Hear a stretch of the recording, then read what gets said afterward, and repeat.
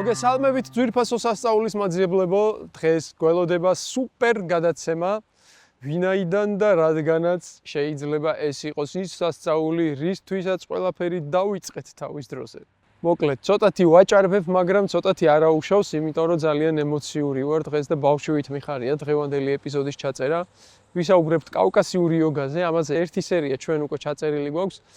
და ეხლა უკვე შევხედავთ სულიად სხვა პრიზმიდან, იმიტომ რომ კავკასიური იოგა ქართველმა ექიმებმა გამოიკვლიეს, დაიწყეს იმისი ტესტირება და ინტეგრაცია უკვე სამედიცინო სფეროში და შედეგები არის საოცარი, როგორც ამბობენ, და ამ საოცარი შედეგების საკუთარი თვალით და კამერებით ხილვა გვინდა, რათა თქვენს გაჩვენოთ ეს ყველაფერი და ვინ იცის, იქნება ვიპოვოთ ხცნა, რასაც კავკასიური იოგა ქვია. რა იცი რა შემოგვინახეს ჩვენმა წინაპრებმა. იქნება განაცდეს ეს წვარამე. იქნება. სამყარო ბევრად რთული და მრავალშრიანია, ვიდრე ეს ერთი შეხედვით ჩანს. თანამედროვე ფიზიკა გვიჩვენებს, რომ მატერია არ არის მყარი რეალობა. ის ენერგიისა და ველების უწყვეტი ურთიერთქმედების შედეგია. თუ სამყაროს ენერგიისა და ინფორმაციის ერთიან ქსელად აღვიქვამთ, ხილული მატერია ამ ღრმა პროცესების მხოლოდ ფიზიკური გამოვლინებაა. ეს პრინციპი ადამიანზეც ვრცელდება. ჩვენი ორგანიზმი მხოლოდ ფიზიკური სხეული არ არის, არამედ რთული, მრავალდონიანი სისტემაა. და სწორედ ამიტომ, ჰოლისტური მიდგომით, დაავადების მიზეზი ყოველთვის ფიზიკურ დონეზე არ იმალება.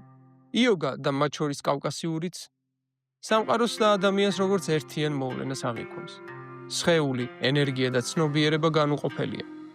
ამ სისტემაში წარმოქმნილი ნებისმიერი ბლოკი კი შეიძლება დაავადების წყარო გახდეს. პრობლემის სათავე ხშირად იმ შრეებშია, რომლების თვალით არ ჩანს, თუმცა ჩვენს ყოფიერებას ფუნდამენტურად განსაზღვრავს. ამ ყველაფრის საწყისი ეს არის ადამიანებში შთამომავლობით მიღებული ინფორმაცია, რომელიც შექმნილია უკვე მენტალურ დონეზე. და რა არის ეს მენტალურ დონეზე, როცა ჩემში უკვე ძალიან არის გამჯდარი ჰიპერეგო. ეგოცენტრიზმი ძალიან მაღალ ხარისხში აყვანილი. მე ამ შემთხვევაში ვარ ბუნების კანონების მოწინააღმდეგე და ვერ ვღებულობ იმ რეალობას ისეც, როგორიც უნდა იყოს და მე მგონია, რომ ყველაფრის ჭეშმარიტების კრიტერიუმი მე ვარ. და ჩემი შინაგანი ეს განწყობა, რომელიც მე შთამომავლობით მივიღე და მე ესეთი ვარ, მაგრამ შეიძლება რაღაცა ეტაპზე ვათვიცნობიერებ, მაგრამ რაღაც ეტაპზე ვერ ვათვიცნობიერებ მე ამას, ჩემში ამ ხასიათის თვისებას. გამიგე? ამიტომ ჩამრთავი მექანიზმი არის ეს შინაგანი განწყობა, რომელიც ქმნის აი ამ ენერგეტიკულ გლობალურ ბლოკს და ამის მეშვეობით წლების განმავლობაში მე ვითარდება ფიზიკურ სხეულში დაავადება. მე დავრწმუნდი იმაში, რომ ეს მდგომარეობები მართლაც იმდენად არასასურველია და უნდა მოგვეძებნა მეთოდი, რომელიც გადაჭრიდა ამ საკითხს. და სხვათა შორის კიდევ ის აქ იცი ესეთი ბლოკები, აი ვამბობენ, რომ ნათელმხილველი ვარ, ნიჭებს ეძახიან, ხო? აღმოჩნდა, რომ ისინიც ამ მდგომარეობაში არიან. და ფაქტიურად ჩვენი ანალიზით მივხვდით, რომ ეს არის ესეთი ზღვრული მდგომარეობა. ჩვენ ამ ცხილზე ვხედავთ ყველა ორგანო, ყველა სისტემა როგორ ფუნქციონირებს. ანუ ეს არის ფუნქციონალური დიაგნოსტიკა, სადაც ფილტვის სისდარღვე, გული, წვრილი ნაწლავი, ლიმფური სისტემა, ყველა ორგანო როგორ ფუნქციონირებს, ოღონდ მათემატიკურ ენაზე. და აქ არის გარკვეული კანონები ფიზიკურ დონეზე, როგორ ფუნქციონირებენ ორგანოები. რო შევაჯამოთ მოკლედ, ჩვენ გვაქვს რაღაც სადიაგნოსტიკო აპარატი. დიახ. რომლის მეშვეობითაც თქვენ შეგიძლიათ იპოვოთ ის ბლოკები, რა ბლოკებზეც წეგნ ვსაუბრობდით და არა მარტო ეს ბლოკები. და ამ დიაგნოსტიკის საშუალებით ჩვენ შეგვიძლია გავზომოთ კავკასიური იოგის გავლენები ადამიანის ჯანმრთელობაზე და ცვლილებები დროთა განმავლობაში. თან სამ დონეზე უყურე, იმიტომ რომ ჩვენ ეს პროგრამა გვაძლევს ასევე გარდა ფიზიკური სხეულში, ორგანოებში რა ხდება, რა მდგომარეობა, ანუ ჩვენ ვეუბნებთ, რომ დაავადებები არის ფსიქოსომატური გენეზის. ანუ ჩვენ შინაგან განწყობებს, რომელიც იმ ენერგეტიკულ სისტემაზე ახდენს სერიოზულ გავლენას. ასევე ფიზიკურ დონეზე ახდენს გავლენას. ამიტომ ჩვენ გვაქვს საშუალება ამ დიაგნოსტიკით მივიღოთ ინფორმაცია ჩვენ ფსიქოლოგიურ შტრიხ-კოდს ვამბობ რა, ჩვენ განწყობებზე. და აი აქ გვაქვს ჩვენ ესეთი მაჩვენებელი, უყურეთ, ეს არის ენერგიაჩი, ინდოეთში რასაც ეძახიან. ანუ ის ღვთიური ენერგია, რითაც ჩვენ სულდგმულობთ და ვარსებობთ. ამის ნორმატიული მაჩვენებელი უნდა იყოს 50-დან 80-მდე, 100-მდე. და ამას რა დაბალი აქვს. თუმცა დაკავებული იყო რაღაცა გარკვეული პრაქტიკებით. ეს პიროვნება. და ამან არც იცის, რომ ამას აქვს ბლოკი და გავიდა დრო, დაიწყო ამას სუნთქვითი ვარჯიშები. და ნახეთ, ეს ბლოკი ალაგდა და ენერგეტიკა მოემატა 57-მდე ავიდა. ეს არის კავკასიური იოგას სუნთქვის შედეგი. კავკასიური იოგას სუნთქვითი ვარჯიშების შედეგად მიღებული. რამდენ ხანში მიიღო ეს? ეხლა ვიგეტყვით, რამდენ ხანში მიიღო. 13.04 ხო იყო 24. და მერე გახდა 14.04 ერთ თვეში. ერთ თვეში გაიხსნა ბლოკი. ეს აი რაჩივილით მოვიდა ეს ადამიანი. საშინელად გამოწურული, ფიტული რუხი ფერის. როგორ და როდის დაიწყეთ უკვე ამ კავკასიური სუნთქვითი პრაქტიკების შემოტანა ამაში? ძიებაში ვიყავ, მჭირდებოდა ოსტეოპათი. ერთ-ერთი პაციენტი, რომელიც ჩვენთან დადიოდა ახალციხიდან, ექი მოიცთო, ახალციხეში ერევი ჩამოსული, ძალიან მაგარი ოსტეოპათიაო და კაი მე უთხარი, აბა ერთი უთხარი თუ აწყობს, მოვიდეს და გავისაუბროთ. აი ეს გავიცანე გიორგი. ამასობაში მე უკვე ვიცოდი კავკასიური იოგის შესახებ, კახაბერ ჭიხლაძესგან, კახაბერმა მაჩუქა წიგნი და რაღაცეები წავიკითხე, მართალია ვერაფერი ვერ გავიგე, მაგრამ ეს წიგნი მიდევს აქ, ჩემთან კაბინეტში. გიორგი რომ მოვიდა, ჩვენ რაღაცა გარკვეული პროფესიონალური საკითხები გავიარეთ და ამის შემდეგ გადავწყვეტით, რომ დაიწყებ ჩემთან მუშაობას ოსტეოპათად. და გიორგის ჰქონდა გამოცდილება კავკასიური იოგას მიმართულებით. გადის დრო და გიორგის უბრალოდ დაინახა, რომ ეს კავკასიური იოგა მაგიდაზე მიდევს. ქავტონუროდ თქვენ რა ამასაც იცნობთო? ამასო მე ძალიან სერიოზულად ვფლობო რა. და თუ გაქვთ თუ რამე ინტერესი. აი ეს ახლა რასაც თქვენ გიხსნით, ყველაფერი ვაჩვენი აუხსენი. აღმოჩნდა, რომ ასეთ ტიპის გამოკვლევას მოსკოვში გიორგიც ატარებდა, მაგრამ ეს ვერსია არ იყო, ის ცოტა უფრო მარტივი ვერსია იყო და რო გაიგო არსი, რაზეც ვსაუბრობ, ქალბატონო, აი ამ გამოწვევას ჩემ თავზე მივიღებო. და მე ნელა-ნელა უკვე გადავწყვეტეთ, რომ დაგვეორგანიზებინა და ექსპერიმენტალურად დაგვეწყო ეს საქმე. 1-3 წელი ვიმუშავე იმაზე, რომ დამემტკიცებინა კლასიკური მეთოდებით, ანალიზები, გამოკვლევები, რასაც აქ ვიტყოდი, რომ აი ეს ხდება ახლა, ხო, აი შენ გაქვს დაზიანებული ღვიძლი, კუჭინ, 12 გუჯა თუ რაც არის რა და რაც ხდება, მე ის უნდა კლასიკურად უნდა მენახა არის თუ არა იქ ნამდვილად ეს პრობლემები. და ასე ვისწავლე და ახლა თვალდახუჭულმა ვიცი უკვე რა შემიძლია ვთქვა, რა დიაგნოზი შემიძლია ვთქვა. დაიწყეთ ექსპერიმენტების ჩატარება, ასე ვთქვათ, ადამიანებთან. ამ ექსპერიმენტებმა უკვე აჩვენა შედეგები. აჩვენა შედეგები, რომ ესე იგი, სწორ გზაზე ვარ თურმე და სწორად ვაზროვნებთ. და მე უკვე უფრო გავთამამდით, რომ უკვე გადავწყვეტეთ, რომ დავიწყებთ ჩვენ კურსის სწავლების სესიებს და გავაკეთეთ გარკვეული უკვე განაცხადი. ფარაონის ცილინდრებიც გაქვთ ისი? კი, ფარაონის ცილინდრებიც გვაქვს. ესეც ერთ-ერთი, ასე ვთქვათ, შემადგენელია კავკასიური იოგის ელემენტი და მნიშვნელოვანია ის, რომ ამით შეიძლება ძალიან ბევრ დაავადებასთან შერკინება. მე არ ვამბობ ისეთ მძიმე დაავადებებზე, რომელიც მარტო ამით ვერ მოგვარდება, მაგრამ პროფილაქტიკის მიზნით ხო საერთოდ საუბარი არ არის, რომ შენ შეინარჩუნო ჯანმრთელობა და იყო სულ, ასე ვთქვათ, რაღაც ერთ ლეველში რა, რომ ესა თუ ის ზეგავლენა, ეს იქნება გარე ზეგავლენა, შიდა ემოციური სტრესები, შენზე ისე ზეგავლენას არ ახდენდეს. აი ეს კავკასიური სუნთქვები რას ნიშნავს კონკრეტულად რა არის? სუნთქვა არის 7 თვლაზე, ამას ქვია დედისეული რიტმი. და ეს დედისეული რიტმი აი ამ კავკასიურში უკვე ეს გათვლილია და აბსოლუტურად სულ სხვა ეფექტი აქვს ამას. და ამას წინათ ერთ-ერთი მრევლი მოხდა აქა, რომელიც იყო მლეთაში რომ მამაო იყო. ისო ლოცვასო გვასწავლიდაო 7 თვლაზეო. ანუ იმ პიროვნებამაც იცოდე ეს ძველი კანონები. მოდი ხა 1-2 სიტყვით ამ აპარატზეც რომ მითხრათ როგორ მუშაობს. ეს აპარატი არის იაპონელი იყო ასეთი მეცნიერი ნაკატანი 50-იან წლებში, რომელმაც აღმოაჩინა 12 წყვილი წერტილი იმ ბიოლოგიურად აქტიურ წერტილებს შორის, რომელიც 300 რაღაცა რიცხვს მოიცავს ადამიანის სხეულზე. ამ 300 რაღაცა წერტილს შორის არის 12 წყვილი ის ოპტიმალური და საშუალო არითმეტიკული, რომელიც გვაძლევს იდეალურ, სწორ ინფორმაციას თუ როგორ ფუნქციონირებენ შინაგანი ორგანოები და სისტემები. ანუ ამით ხდება გაზომვა. ამით ხდება გაზომვა და შემიძლია ახლა თუნდაც შენ გადაგიღო. კი ბატონო, მაინტერესებს. დამიკავე ეს ხელში, ესე, მეორე ხელი მომეცია აქ. ძალიან მარტივია, არანაირ პრობლემას ეს არ გვიქმნის, რომ თქვათ რაღაცა ჩვენ გვჭირდება განსაკუთრებული პირობა, გარდა იმისა, რომ არ უნდა იყოს მიღებული ყავა. ცოტა ხნის წინ დავლია. ნუ ახლა შეიძლება ცოტა რაღაც თუნება გქონდეს. ასევე არ უნდა იყოს ანტიბიოტიკები, ფსიქოტროპლები და ძლიერი საშუალებები მიღებული. მეორე ხელში გადმოიტანეთ. ყავა. არა უშავს, ახლა ვნახოთ რა ხდება. უსის ძარღვთა სისტემას ცოტა დაბალი მაჩვენებელი აქვს. ნახავთ რა ხდება. გადმოაბრუნე ხელი. აი ამ სისტემით არის ამდაგვარი პროგრამები, სადაც მიღებული ინფორმაციის სიზუსტე არის ძალიან მაღალი, 95%. ეს იმდენად ვინც ამ საკითხებში ერკვევა, თითქოს არარეალურია, მაგრამ ეს რეალურია. ანუ ეს დიაგნოსტიკა ახლა 95%-ით გაძლევთ თქვენ სწორ ინფორმაციას. მართებულ ინფორმაციას, ორივე ეს ალბათ დიდი ხანია ამას თქვენ ამოწმებთ, ხო? ბოლომდე ფეხები გამშილი, ძალიან დიდი ხანია, 26 წელია ვაკეთებ. მათე, მოკლედ ესეთი ქაოსი გაქვს რა, ცოტა დაღლილი ხარ. მაგრამ ცოტა არა. ყავას დავაბრალებ ამას. ნუ შეიძლება ყავას ახლა ვერ დააბრალებ, აჰა, აი. 28 მიკროამპერია. ეს არის თავის ტვინი ესე წარმოდგენილი.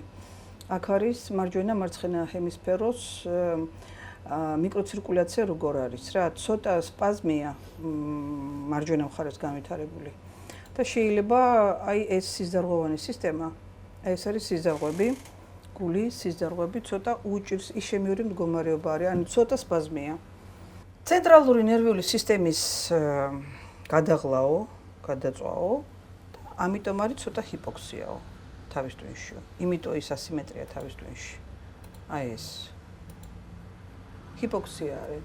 ჰიპოქსია რა არის? ვერ მიაწოდება საკმარისი რაოდენობის ჟანგბადი. გადაღლილი ხარ. ცოტა ჭირდება დასვენება, რელაქსი.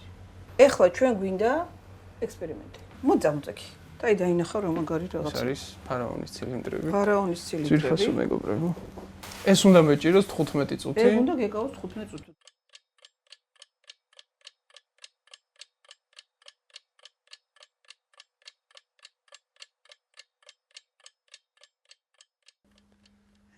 ცოტა რა კაია. ეხლა რამდენი წუთი ზის უკვე მათე? გეყო. არა.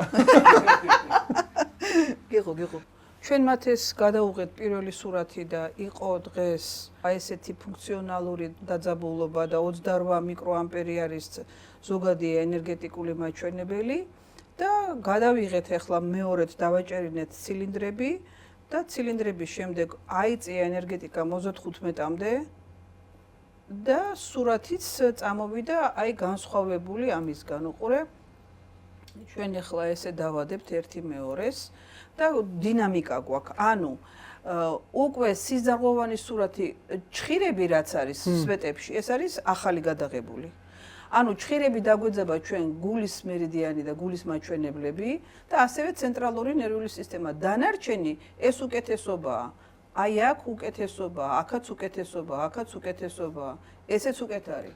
აი სხვა სამედიცინო სფეროს წარმომადგენლებთან თუ გქონიათ ამაზე კომუნიკაცია და როგორი დამოკიდებულება არის? იცით, არის ძალიან იშვიათი ეს ამბავი, რომ ჩვენი კლასიკოსი ექიმები ასეთი მიმართულებით დაინტერესდებიან. არა და ეს აი რამდენი წელიწადია ვმუშაობ და სულ ვამბობთ, რომ ეს არის მომავლის მედიცინა. არსებობს გზები, განსხვავებული, საიდან და ჩვენ გაცილებით მეტი შეგვიძლია შევიცნოთ, გავიგოთ და ოცნებად მათ ქცეული ის, რომ გამოჩნდეს ვინმე ახალგაზრდა პიროვნება, რომელიც იქნება დაინტერესებული ამ საკითხებით, რომ ეს ცოდნა ჩვენ გაადავცეთ და გააგრძელებენ აი იმას, რაც ჩვენს მიერ არის დაწყებული. გამოჩნდა, რომ მარტო მედიცინა ვერ წყვიტავს ძალიან ბევრ საკითხს. იმიტომ რომ მედიცინა და ჯანდაცვა არის ის მიმართულება, რომელიც შველის ავამტყოფობას. ჩვენი მიზანია, რომ ადამიანი არ დაავადდეს. ძალიან საინტერესო და მიხარია მოკლედ ესეთი ექსპერიმენტები რომ ტარდება და ცოტა ხანში კიდე შემოგივლით სიახლეების გასაგებად. კი ბატონო, ჩვენ ყოველთვის მზად ვართ. ისტორია ხშირად იქ იკვეთება, სადაც ყველაზე ნაკლებად ებიან. 1970-იანი წლების თბილისი, იზოტოპების ინსტიტუტი, ძველი ეგვიპტე და ერთი მეცნიერი ვლადიმერ კოუტუნი. ყველაფერი ერმიტაჟის დარბაზებში დაიწყო. ქანდაკებებს შორის კოუტუნმა ერთი დეტალი შენიშნა. ფარაონებს ხელში უცნაური ცილინდრის ფორმის ნივთები ეჭირათ. ამ ნივთების შესახებ მეცნიერმა ზუსტი ინფორმაცია ისტორიიდან ვერ მიიღო. თუმცა პასუხმა დიდხანს არ დააყოვნა და სულ რაღაც 3 წელიწადში თბილისში საბურთალოს ერთ-ერთ ქუჩაზე მიაკითხა. სხვენში ნაპოვნი ძველი რუსულენოვანი ხელნაწერი მას მეგობარმა გადასცა. ეს იყო კავკასიური იოგას დაკარგული ფურცლები. სწორედ აქ, თბილისის გულში, აღმოჩენილ ტექსტში ეწერა ის, რასაც მეცნიერი დიდხანს ეძებდა. ზისა და მთვარის ენერგიების გამტარი ცილინდრების დამზადების ზუსტი წესი. შემდეგ დაიწყო ხანგრძლივი ექსპერიმენტები და ლაბორატორიული კვლევები, რის შედეგადაც 1000 წლეულების წინანდელი ტექნოლოგია ხელახლა გაცოცხლდა. ასე შეიკრა დიდი წრე, ეგვიპტური პირამიდები, კავკასიური მისტიკა და თანამედროვე მეცნიერება, რომლის წყალობითაც ეს ცილინდრები ახლა ჩემს ხელშია. მე არ ველოდი სიმართლე რომ გითხრა, ესეც ძლიერ ზემოქმედებას რა. ძალიან საოცარი რამე არის. არ ვიცი, ერთ-ერთი ყველაზე შთამბეჭდავი რამე, რასთანაც შეხება მქონია და ისტორიაც ძალიან საინტერესო აქვს რა. კი, ძალიან. სანამ ისტორიაზე გადავალთ, მე კი გიცნობ და ალბათ ჩვენი მაყურებლის გარკვეული კატეგორიაც გიცნობს ახლა შენ სხვადასხვა პოდკასტებიდან და მაინც 1-2 სიტყვით რო გითხრა შენ შესახებ რა გამოცდილებით ხარ, როგორ მოხდი აქამდე? მე ვარ ექიმი და როდესაც ჯერ კიდევ სტუდენტი ვიყავი, მაშინ ჩამივარდა ხელნაწერები, ამობეჭდილი იყო, აი ძველი საბჭოთა მანქანები რა იყო. და დავინტერესდი, იმიტომ რომ ეს ტექსტი მპირდებოდა, რომ მას შეუძლია ბევრი პრობლემური მდგომარეობიდან გამოსვლას. ანუ რომ სტუდენტი საქართველოში. ხო, სტუდენტი საქართველოს სამედიცინო უნივერსიტეტში სწავლობდი. და დავიწყე კეთება, მაშინ ძალიან ბევრი გამოწვევა მქონდა. და როდესაც ასე ვთქვათ, კარგად დავაჭირე პედალს და მივაწვეხი კარგად, უფრო ინტენსიურად დავიწყე აქტიურობა ამ პრაქტიკის, ხედავ რომ რაღაცები ძალიან სწრაფად დაიწყო რეალობის ცვლილება. აი მაგალითად რა? შესაძლებლობები გამჩნდა ძალიან ბევრი. რასაც ფიქრობდი მომენტალურად მოდიოდა უკვე. ანუ კი ვიცოდი მანამდე ძალის აზრის ძალაზე რომ შეიძლება, მაგრამ რაღაცა აქ უფრო სწრაფად მოხდა. და მე ახსნა კი მოუძებნა, იმიტომ რომ გაძლიერდა გარკვეული პროცესები ჩემში, გააძლიერა ეგრეთ წოდებული აურა და როცა ენერგია აქვს, უკვე ამ აზრს უფრო მეტი ძალმოსილება, მაგრამ ასე სწრაფად არც ეს არაფერს არ უმუშავია რა. მაგრამ მე კიდევ უფრო დიდი ყურადღება მიიქცია და კიდევ უფრო დიდი დაკვირვება განვახორციელე. აბსოლუტურად ჭაობიდან ამომიყვანა. რა მდგომარეობაშიც მაშინ ვიყავ, ეს იყო ფსიქოემოციური იქნება, მატერიალური კეთილდღეობა, სხვა მდგომარეობები. და ამას წიგნიდან სწავლობდი ამ ნაბეჭდად? ხო, მე წიგნიდან დავიწყე. მანამდე ქონდა გამოცდილება IQ-ზე დავდიოდი, Tai-Chi-ზე და უკვე გარკვეული გამოცდილებები მქონდა. რეალურად ძალიან ცუდად ვიყავი რა, იმ მდგომარეობაში რაშიც ვიყავი. ეს იყო ურთიერთობებში არეული ვიყავი, ოჯახთანაც არეული ვიყავი, ფინანსურადაც არეული ვიყავი. მოკლედ, ყველაფერი დადგა კითხვის ნიშნის ქვეშ. და როცა ეს დავიწყე, ძალიან სწრაფად აი მყისიერად დაიწყო ცვლილებები. მე მანამდე სხვადასხვა ტექნიკებით ვიყავი კიდე დაკავებული.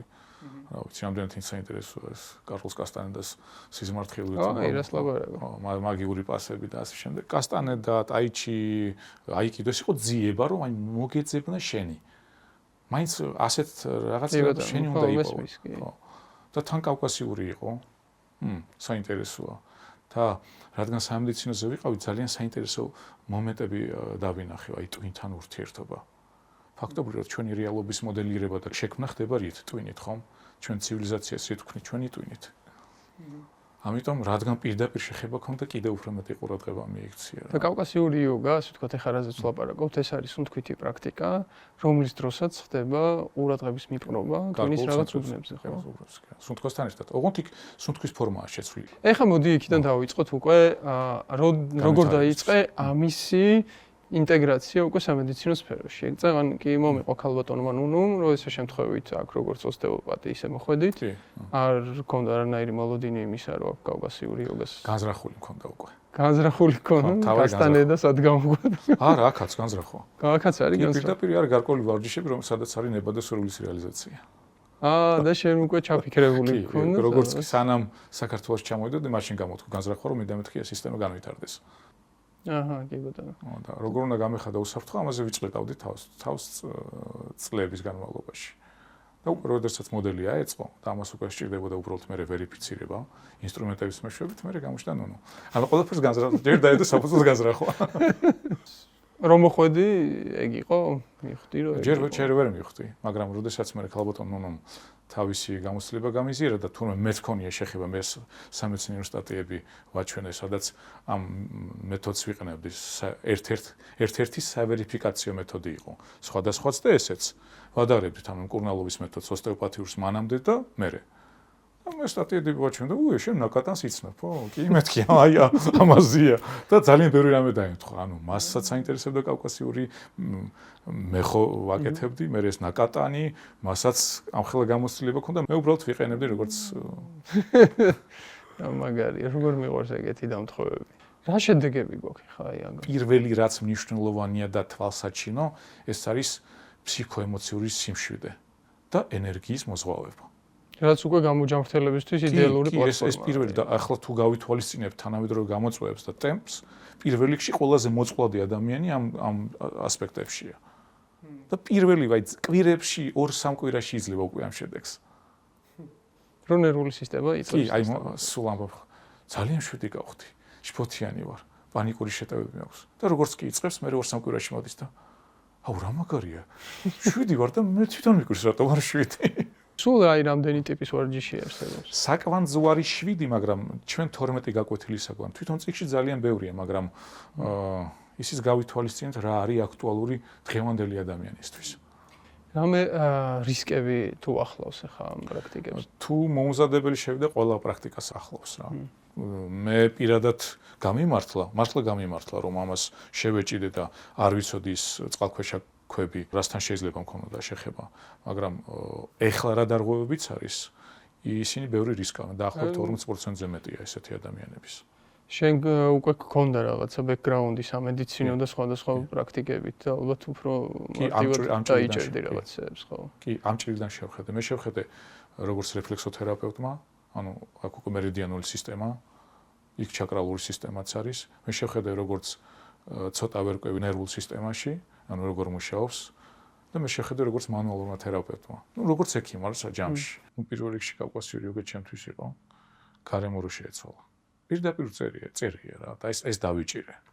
ეს არის ერთადერთი სისტემა, რომელსაც შეუძლია პრობლემის მოგვარება სულიერ, მენტალურ, ფიზიკურ და ენერგეტიკულ დონეზე. ვახ, მეთქი რა მაგარი. ეს არის მეთქი ეს ჭირდება. თან რა მოხდა, იცი, რას დავაკვირდი. თუ კი შენში მიმდინარეობს ცვლილებები და ეს ჩემ შემთხვევაში ესე მოხდა რა. და ჩემში მიმდინარე ცვლილებები ვერ ესადაგებოდა გარე ცვლილებებს, ანუ ჩემში უფრო ინტენსიურად. მაშინ ხვდები ისეთ გარემოში, სადაც შენი შინაგანი ტემპი და ის გარემო ერთმანეთს თანხვედრაშია. მოკლედ, ან უნდა შევცვალო გარემო, ან თუ მე ვიცვლები, ყველაზე სწორია ის, რომ მე შევიცვალო და გარემო ვერ მეწევა, მაშინ მე ხვდები შესაბამის გარემოში. ხო. და მე წავედი მე ქვეყნიდან რა. და ამან დიდი გამოცდილება და დიდი, ასე ვთქვათ, ცოდნა მომიტანა. რო არ წასულიყავი, მე ვფიქრობ, რომ ამ აღმოჩენებამდე ვერ აი, რო წახვედი, მე რა ხდებოდა იქ? იქ რა ხდებოდა? წარმატება. იმიტომ რომ სულ პერიოდულად ვაკეთებდი. როგორც კი ანუ ჩემი ასე ვთქვათ, ცნობიერების დონე აღქმის ეცემოდა, მომენტალურად ვიყენებდი. ანუ მე არ ვარ ამასთან ფანატიურად, რომ აი 24 საათი. ხანდახან უნდა მოდუნდე ადამიანი ხარ ჩვეულებრივი. და ისე გასაკეთებლად რთულია, ჭირდება ძალისხმევა რამე. ძალისხმევა ოდნავ სჭირდება, ნებისყოფა რომ მიხვიდე და გააკეთო, მაგრამ ის მინიმალური დრო ერთი ვარჯიში მოიცავს დაახლოებით 3-4 წუთს. იმდენს გაძლევს, რომ ჯობია დავუთმო მას რა. დიზმარხილოებში წყურ დაგეხმარა. თუ არა აქ ამას იმდენად. კი. ეს ხო აქტიურებს ჯირკვლებს. და ჩემი სულიერი განცდები, ანუ კონკრეტული ადამიანის სულიერი განცდები ტვინის ჯირკვლების აქტიურობაზეა დამოკიდებული. თუ ის ჯირკვალი არის აქტიური, რომ გასკდეს იმ სულიერ შეგრძნებებზე ვერ გავა. თან კიდევ რატო იყო საინტერესო მათე. მე ოსტეოპათიას ვეზიარე. ოსტეოპათიაში არის მიმართულება, რომელიც პირდაპირ თავის ქალაზე მუშაობ. იქ მუშაობ თავის ტვინის პარკუჭებზე, ლიქვოროდინამიკას აუმჯობესებ. ლიქვორი ეს არის სითხე თავის ტვინის, თავის ტვინის სტრუქტურებზე მუშაობ, ოღონდ არაპირდაპირ. ესეც პირდაპირ თავის ტვინის სტრუქტურებზე მუშაობს, მეთქი რა მაგარია. ანუ ყველაფერი შემთხვევითი არ აღმოჩნდა რა. ეხლა მოდი გადავიდეთ ამ რაღაცაზე, რასაც ხელს ვერ უშვებ მე მთელი დღე ამ. ესეც შემთხვევითი არ არის, ტყუილად არ მიჭირავს სამხელა ლითონები, ძალიან სასიამოვნო შეგრძნება არის. სიტყვიერად შეიძლება გამიჭირდეს ამ შეგრძნებების ახსნა, მაგრამ აი გრძნობ როგორ მოძრაობს ენერგიას ხელში და ძალიან კარგი, ну თუ სამედიცინო თვალსაზრისით ვიტყვი, ფიზიოთერაპიული სახლისთვის ხელსაწყოა რა. სახლში გამოსაყენებლად. ესეც არის კავკასიური იოგის ერთ-ერთი ელემენტი, ხო? კი, მაშინ რომ ვნახე ამ ხელნაწერებში, მე ისევ შემთხვევით ხო არაფერი არ ხდება და ინტერნეტის მეშვეობით უკვე ახალი დაწყებული იყო ინტერნეტის ქსელები 2002-3 წლებია.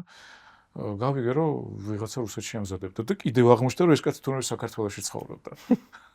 და რომ აქედან წაიღო ეს ხელნაწერები და დაუკავშირდი მე და ჩამოვიტანე ბიზნესმა დამაფინანსა დიდი მადლობა მისთვის.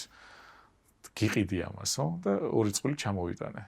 და კარგი შედეგი გამოიღო ძალიან ბევრ ესეთ საინტერესო მდგომარეობაზე, როდესაც მოტეხილობა აჩქარებს შეხორცებას. მქონდა რამდენიმე შემთხვევა რომ არ ხორცდებოდა წვალი. ჩემ კარის მეზობელი იყო და დავაჭერინე რამდენჯერმე და დაუჩქარდა შეხორცება. თამთქილოსაც არ. მოდი ახლა აი ცოტა მეცნიერულად ამიხსენი და ტექნიკურად რა ხდება აი აქ. აქ არის 3 ძირითადი, ასე ვთქვათ, მეტალი. შენადნობი, სპილენძი, იქ თუთია და ალუმინია. ეს მხოლოდ სპილენძია. ეს მან მხოლოდ სპილენძია და იქ თუთია და ალუმინია. თუთია და ალუმინია ერთმანეთში შენადნობი. კი, გარკვეული პროპორცია აქვს ამას. ეს ალბათ საიდუმლოება მე არ ვიცი. შეიძლება ამ წიგზე დაყრდნობითაც გაკეთდეს, მაგრამ ამ შემთხვევაში ამ მოდელის ავტორი ვლადიმერ კოვტუნმა ბევრი ექსპერიმენტა რომ ზუსტად აი უსაფრთხო იმაზე გასულიყო და მე დაადგინა რომ აი ღლობის პროცესიც კი ტემპერატურის ალუმინის, თუთისა და სპილენძის თურმე ამ ოქროს კვეთის განაზომიერებაში ჩნდება. კიდევ შიგ არის ნახშირი და მაგნიტი. და მედიცინაში არსებობს ესეთი მეტალოიონოთერაპია. ეს რას ნიშნავს, როდესაც მე ვიღებ სხვადასხვა მეტალს, ამ მეტალებს შორის პოტენციალთა სხვაობა და როდესაც სხვადასხვა ხელში მიჭირავს, ჩემში უკვე წრედი იკვრება, მე როგორც გამტარი წარმოვიქმნები და ასე მცირე დენი ანუ ეს მედიცინის უცხო არ არის. არა, ეს ფიზიოთერაპიული ხელსაწყოა. მე როგორც ექიმს დამაინტერესა. ანუ ძალიან კარგი ეფექტი აქვს ნერვული სისტემის დაზიანების შემთხვევაში და თვითონ წიგშიც როგორ არის რომ ეს არის ნერვული ენერგიის აღდგენი. ანუ თუ გადავთარგმნით ცოტა ეზოთერულ ენაზე, ცის გამაძლიერებელი. ანუ სასიცოცხლო ენერგიის ცი იქნება თუ პრანას, ცირკულაციის გამაძლიერებელი. და გამოვიყენებდი ვიზზე, ინსულტიანებზე, ვისაც ნერვული სისტემის დაზიანება ჰქონდა, მაგალითად საჯდომის ნერვის ანთება, ტკივილების დროს, შეხორცებების დროს, მაღალი წნევის დროს და ონკოლოგიაში ვისაც ტკივილები ჰქონდა, აი უყუჩებდა. და კიდე რა შედეგები ჰქონდა ამით? ნუ ეს ცალკე მედიტაციის დროს შეგიძლიათ გამოიყენოთ, როგორც გამაძლიერებელი ეფექტი. კი ბატონო. ანუ როგორც ფიზიოთერაპიული ხელსაწყო, შინაგანი დაავადებების დროს ძალიან კარგი დამხმარე საშუალებაა. რამე ისტორიული წყაროები ხო არ მოგიკვლევია თუ არის მოხსენიება რაიმე სახით მაინც გარდა იმ წიგნისა რაც ხოლმე გიმდაწერა. სამწუხაროდ არა. რა უცნაურია. აი ძალიან უცნაურია. მაგრამ გაგვიმართლა რომ ეს ხელნაწერი იქნა ისევ თბილისში ნანახი. ხო შეიძლება დაკარგული იყო ეს. ან ბებოს მოესროლა ნაგავში, ან მაკულატურაში ჩაებარები. ეს ხელნაწერი რუსული ხელნაწერია. რუსულ ენაზე დაწერილი და ძველი რუსულ ენაზე დაწერილი. და ეხლა როგორ ფიქრობ, არის დრო რომ ეს საყოველთაო გახდეს თუ ისევ შეიძლება რომ რისკი იყოს? თუ ჩვენ არ მოვახდენთ ამის ადაპტირებას და უსაფრთხოს რომ გავხადოთ, მაშინ ისევ ჩაიკეტება, ისევ სპეკულირებადი, მაგრამ თუ ჩვენ ამის ასე ვთქვათ განახლებას მოვახდენთ, როგორც აპლიკაციები გახდება ხოლმე, მაშინ დიდი შანსი აქვს რომ საყოველთაო გახდეს და ჩვენ ამას ვცდილობთ რომ ეს გახდეს. როგორც წეგამ ამბობდით, სასწაულიდან სასწავლამდე რომ იყოს. რო ვისწავლოთ ხო და რაღაც ჩამოვახსნათ საბურველი მისტიკის რა. კი, ჩამოვახსნათ, ეს მისტიფიცირება აღარ უნდა იყოს, იმიტომ რომ რაც ადრე მისტიკა იყო, დღეს რეალობად იქცა ხოლმე. ამის დამზადება ჩვენ შეგვიძლია საქართველოში თუ ჩამოგვაქვს. კი, მაგრამ აი ის პიროვნება ვინც მოვიდა, თქვა რომ საკმაოდ ძვირი და შემოტევადი აღმოჩნდა. მანამდე საუბარში ამბობდი იმას, რომ შენ ხა ესენი აღარ გჭირდება. აღარ ვიყენებ ეს ხშირად აღარ ვიყენებ. ადრე უფრო ხშირად ვიყენებდი და ეხლა უკვე. ხო. ნუ მე პერიოდულად ხო ვაკეთებ მონიტორინგს, მაგრამ მე თვითონ ჩემს შეგრძნებას ხო უამრავი ინსტრუმენტი მაქვს კიდე საკუთარ თავთან ურთიერთობის რა. ეს იქნება ჩინურნემსები, ეს იქნება სუნთქვა, იქნება თუ ასე შემდეგ რა. ერთადერთი წყარო არსებობს ჩვენი კეთილდღეობის. ვიშის ვარსებობთ და გადავაადგილდებით. ამას სხვადასხვა სისტემაში ღმერთ შემოქმედს ვეძახით და ჩვენ სუნთქვით სულ მოვიხმართ შემოქმედის ცნობიერებას. სასიცოცხლო ენერგიის სახით ის შემოდის და გადის. აქ ფორმაა შესაძლებელი, როგორ გავხდეთ შეგნებულად აღქმადი ამ ცნობიერების. და მაშინ მოხდება ტრანსფორმაცია. სუნთქვა არის ძაფი, რაც მაგასთან შემოქმედთან გვაკავშირებს. სუნთქვა და მორჩა შენი ყველა გასხიოსნებას დამთავრდება და ყველაფერს ყველა გადაკემო. ანუ თავდება იქ ყველაფერი. თან როდესაც ამ შემოქმედთან კავშირი არ არის ცნობიერი და ცოტა წვეტებია, მე მაგან შეიძლება გამოიწვიოს სწორედ ის დამოკიდებულებები, ადიქციები, ჩანაცვლება ღმერთის სხვადასხვა ნივთიერებებით რა. სხვადასხვა მართალია. და თუნდაც მაკავშირის აღდგენა ძალიან ბევრ პრობლემას ავტომატურად აგვარებს, ისეთ პრობლემებს რომლის მოგვარებაზე შეიძლება ვერც კი იოცნებოს ადამიანმა თავისი შესაძლებლობებიდან გამომდინარე. მე პრაქტიკანტები ხომ ყავს და მეუბნებიან, გიორგიო, სექსუალური ვნებები დამიოკდაო. თვითონ გაკვირვებულებიან, რომ რაღაც ტრანსფორმაცია მოხდა და წამლის გარეშე. ხო.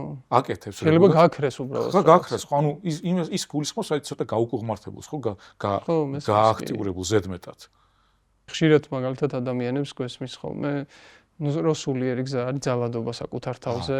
აი რატო უნდა აიკრძალო ალკოჰოლი, რატო უნდა აიკრძალო რაღაცა. თავისით ხდება, ხო, ეს აკრძალვა არ არის, უნებრივად ხდება. უბრალოდ სურვილი აღარ გაქვს რა. როცა ეს კავშირი ყარდება და ძლიერდება და ეს იოგა პირდაპირ მნიშვნელობით ხო ნიშნავს კავშირს. კავშირს, კი, კავშირს ნიშნავს. კავშირი კავშირი.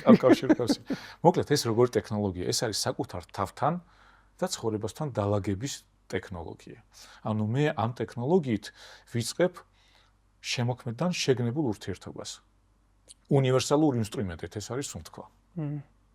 და შეიძლება შემოქმედი გარკვეულწილად, თუნდაც შენი ცხოვრების რაღაცაც ამბობდი, რომ შენი ფიქრი მატერიალიზდება, ეს შემოქმედების პროცესია ეგეც რა ფაქტობრივად. ოღონდ მანამდე ქაოტური. იმიტომ გქოს ქაოტური. ხო, ესეც ჩვენი შემოქმედება არა, აბსოლუტურად ჩვენი შემოქმედება. მაგრამ არა გაუცნობიერებელი შემოქმედება. და ეხლა გაცნობიერებთ. კარგი, და ზუსტად ეგ მომეწონა წიგნის დასაწყისში, როგორ არის? ეს არის ცოდნა იმისთვის, რომ აქციოთ უდაბნოს ამოთხეთ. ხო, რადგან ეს სამოთხე ყველაზე კარგი ადგილია ღმერთისა და მისი თანამშრომლებისთვის. და ეს არის ღმერთთან თანამშრომლობის ფორმაც კავკასიური იოგა, რათა ეს უდაბნო სამოთხეთ ვაქციოთ და დაუბრუნდეთ ედემის ბაღში პრინციპში. კი ბატონო, კი ბატონო. ოღონდ მინდა გავაფრთხილო, რომ არანაირი ისეთი ვინც მორწმუნე საშიშროება არ არის, ხო განთ ეს სუფთა ფიზიოლოგიური პროცესია, ნეიროფიზიოლოგიური პროცესები მეტის რა. ხო. ჩემთვის იესო ქრისტე ყველაზე ძლიერი ფიზიოლოგი იყო. მან მოიტანა ის ინსტრუმენტები, რომლებიც შეცვალა ტვინი. ხო, იქ როცა პატიებ, სხვა ცენტრები აქტიურდება, როცა გიყვარს სხვა ცენტრები და ასე შემდეგ. ანუ აიხსნება, დღეს უკვე აიხსნება ნეიროფიზიოლოგიურად ახსნადია ის, რაც რელიგიებში ჩადება. ესე იგი, ამ შემთხვევაში არის ეს რელიგია, რომ აპატიებ და კი აქტიურდება რაღაცა ტვინი. ხო, პატიებით მე ვეხმარები ვეხმარები, რომ გამიაქტიურდეს, მაგრამ ამ ცენტრის გააქტიურებითაც შემიძლია მე პატიებაც მოხდეს უკვე თავისით, ხო? ხო, ორი გზა არის რა. თუ მიჭირს პატიება, შემიძლია გავაქტიურო რაღაცა და გამიმარტივდეს. ხო, როგორც წეღანობს, ხო, უფრო უადვილდებათ. ორი გზა. კი, ხანდახან პატიება ძალიან რთულია თუ წყენა ძლიერია და არ მაქვს რესურსი. არ გამოდის. რესურსია. ამდენის გინდა იცოდე რომ უნდა აპატიო, მაგრამ არ გამოდის. იმიტომ რომ მოწყვლადი ვარ, ენერგია მაკლია. ენერგია მაკლია და აქ შეგნებული სუნთქვით მე ენერგიას ვზრდი. საწვავი მიზრდება და ხარისხიც საწვავის. იმიტომ რომ შეუგნებლად მე 3-4 წამი ვსუნთქავ, შეგნებულად უკვე იზრდება სხვა დიაპანო ხანგრძლივად ჩავისუნთქავ და კონცენტრირებულად. მაგრამ იმისთვის რომ აპატიო პრინციპში უნდა იცოდე რომ პატიება არის სწორი და კი, სიყვარული პატიება მიტევება. არჩევანი უნდა გააკეთო პატიებაზე მინიმუმ. მინიმუმი კი. მაგრამ თუ არ ძალმიც რა ვქნა. ხო. ხო მიჭირს. ხო, ყველა ქრისტიანები ვართ, მაგრამ ქრისტიანულად ცხოვრობთ, არა გვიჭირს 99 ვერა. კი, მაინც დუალობაში ვართ და გაყოფილი გვაქვს და ვიღაცები გძულს, ვიღაცები არა, ლანდსკაფტი. ამას შეუძლია და რატო იცი მათე? აქ არის პირობითად 3 წილი. ოქროს შუალედი არის პროფრონტალური ცენტრები, შუბლის წილებს რო ეძახით. ის დუალობა არის კეფა და თხემი, სულიერ და მატერია, სულ კონფლიქტია. და რომელიღაცა ძალა უნდა იყოს, რომ ეს ორი დაარე. ოკეი. ხიდი გაუყვეს. და ეს არის შუბლი. ეს ოქროს შუალედი, ეს არის ქრისტეს გზა. ნუ თუ რელიგიური მას კონტექსტს მოვიხმართ. კი ბატონო. შტაინერი რაზეც ლაპარაკობდა, ორი სხვადასხვა გზა დაპირისპირებული ერთმანეთთან და ეს სულ კონფლიქტში არიან ეს ორი ძელები. ერთი წარსულისკენ ამიმართული, მეორე მომავლისკენ. კი ბატონო. შუბლი აწყო. დღეს აწოჩი. ძალიან მაგარი რაღაცებია ჩადებული რა. ეხა გამახსენდა ვედურ ასტროლოგიაში არის ეგეთი ორი ფენომენი, დემონი, რაჰუ და კეტუ, ერთი არის მომავალი, ერთი წარსული და მუღამი არის მაგათი გაერთიანება შუაში.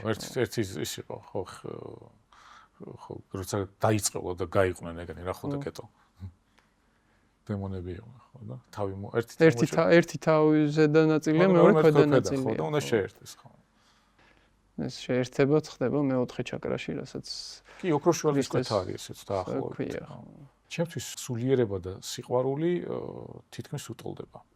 სიყვარული კიდე ჩემთვის შეთანხმებულობის ძალა, კომუნიკაცია. საქართველოს კომუნიკაცია ხო თვითონ გეოპოლიტიკურად და ჩვენ ეს შანსი გვაქვს, ოღონდ შანსი პოტენციაში გვაქვს, რომ შეგვიძლია მივცეთ რეცეპტი უნდა რა, იმიტომ რომ მარც მაგრები ვართ, ქართველები ვართ რა, რეალურად ჩვენი გეოპოლიტიკური, ჩვენი წინარე გამოცდილებიდან აი სიყვარულის ელემენტები. სწორი კომუნიკაციის. პასუხისმგებლობაა ეს. კი, ეს პასუხისმგებლობა. ეხლა ძალიან გვიჭირს რა უბრალოდ ჩვენ ქვეყანა, აჭირლები ვართ. და მაგაში დავლაგდებით. გვაქვს აგერ. ერთ-ერთი ინსტრუმენტი ერთადერთი არის, ერთ-ერთი კარგი ინსტრუმენტია. ალბათ ყველა ინსტრუმენტის გამოყენება არის ძალიან მნიშვნელოვანი. ანუ პრინციპში ყველაზე დიდი ინსტრუმენტი გვაქვს ეს. ეს აქ ჩვენ გვაქვს ერთ-ერთი ეს სამ ინსტრუმენტებს უბრალოდ აქტიურებს. კი, მე ახლა ამას გულისხმობ კავკასიური იოგას ცილინდრებს არ გულისხმობ. ჩვენ გვაქვს ერთ-ერთი ვარჯიში შეხვედრაც, სადაც ტვინისა და გულის გაერთიანება ხდება. ჯერ ტვინი უნდა მოვიდეს წონასწორობაში და მე უკვე გულთან დაუკავშირდეს. თუ ტვინი არ გაწონასწორდა, გულთანაც ვერ შედიხარ ისეთ კონტაქტში. ანუ გულს ახმაც რისმის მეშვეობით ხდება. ტვინის, ხო? ყველა ჩემი პროცესი გათვითცნობიერება ხდება ტვინის. ამიტომ ჯერ ის აზროვნების აპარატი უნდა მოვიდეს წესრიგში. ნუ მე გავხადო გული გონიერი. და ბოლოს ტვინი გულისხმიერი. ო, და გამთლიანებად შედგება რა. ძალიან მიყვარს მე შეხვედრა, იმიტომ რომ ჩემთვის აი უკვე ეგ არის ფინალი რა. კი. ახლა თორე ტვინი გულის გარეშე ძალიან საშიშია. კი, საშიშია. ძალიან საშიშია თუ აზროვნების პროცესში. გული არ არის ჩართული, ხო, და გულიც ახლა ცოდნის გარეშე, სიბზნის ძალის გარეშე გული. იქ სხვადასხვა ასპექტების წონასწორობაზე ვსაუბრობთ იქ, რომ სიბრძნე, სიყვარული და ძალა წონასწორობაში უნდა იყოს, იმიტომ რომ თუ ძალა მაქვს და მოკლებული ვარ სიბრძნეს და სიყვარულს, შეიძლება მაშინ ეს ძალა ბოროტად გამოვიყენო, რაც ისტორიაში უამრავი ფაქტია და ეხლა ხდება ჩვენს ხო არეალში, სოფლიო დონეზე.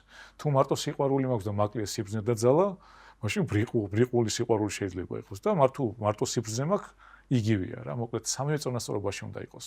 და ისე twin-თან არის მიბმული. და ჩვენი გადაცემის მიზანიც და ალბათ თქვენიც თუ კი ვინმე რამეს აკეთებს ამ სფეროში არის ის რომ მართლა ეს რეალობა ცოტათი მაინც შევცვალოთ და ისეთ სამყაროში მაინც ვიცხოვროთ ცოტა ხანი მაინც ანუ გაჩნდეს ის ცოდნა შესაძლებლობები და საშუალებები რომელიც დაგვეხმარება ამ რთულ ადაპტაციურ პერიოდში ან გადავალთ ან არა და დავამთავრებთ რა და ის პოტენციალი, რასაც პრინციპში ამ ქვეყანასთან დაკავშირებით ყველანი უგრძნობთ, რომ აქვს, იქნება რამენაირად რეალიზდეს, იმიტომ რომ ეგ იწევს გულის ტკივილს, რომ უყურებ პოტენციალს, რომელიც ვერ გაიხსნა რა სინამდვილეში. არის ხოლმე პოტენციალი, რაც შეხება პირდაპირ სიყვარულს ვამბობ რა. ჩვენ შეგვიძლია ამის მაგალითი დავდოთ ჯერ ჩვენთან და მერე უკვე ისევ მანდ მივდივართ. სიყვარული არის რეცეპტი. მოკლედ, მადლობა ძალიან დიდი კიდევ ერთხელ და შევხვდებით კიდევ. კი ბატონო, ძალიან